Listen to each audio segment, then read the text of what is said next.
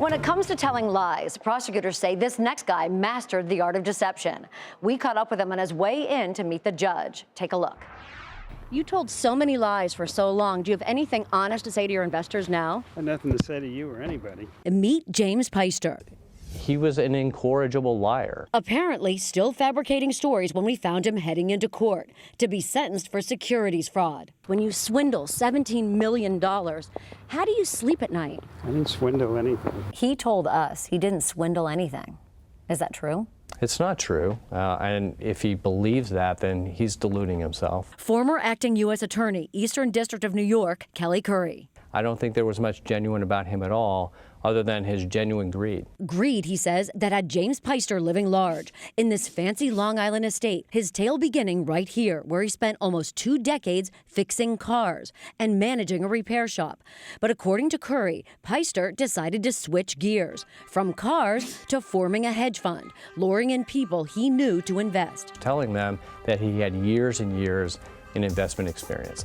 None of that was true. He told at least some of them that he used to be an FBI agent. That was a lie. He told other investors that he had worked on the floor of the Chicago Commodities Exchange. That was also a lie. The reality? Investigators say, armed with his experience under the hood, Peister rented office space in this building, forming North American Globex, the fund promising to invest in a mix of securities. He demanded at least $250 grand to buy in, netting more than $17 million from some 74 investors. He lost a ton of money on terrible investments that he did make, because it turns out he didn't know what he was doing. He says the rest of the cash went to fund Peister's lifestyle and to pay off early investors and to keep the Ponzi under wraps.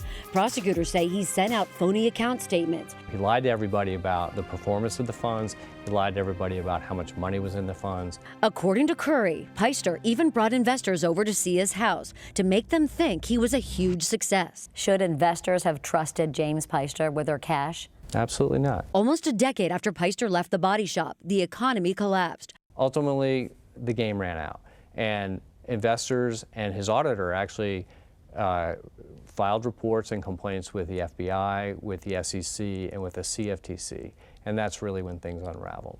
Well, you must have something you want to tell your investors now. Many of them are very hurt. My investors already heard from me. They did. What did you have to say to them? I'm sorry, I have no comment. He lied from the beginning to the very end. Has he made his victims whole? No, not at all. You know, in total, Mr. Peister has paid back only about $220,000. I didn't steal anything. He said these words, "I didn't steal anything." Well, you know, that's just not true based on the record. It's not true based on his guilty plea, and it's not true based on what he told the judge at his sentencing. And just days ago, James Peister walked into prison to begin serving his 6-year sentence behind bars. I'm Andrea Day for Nightly Business Report.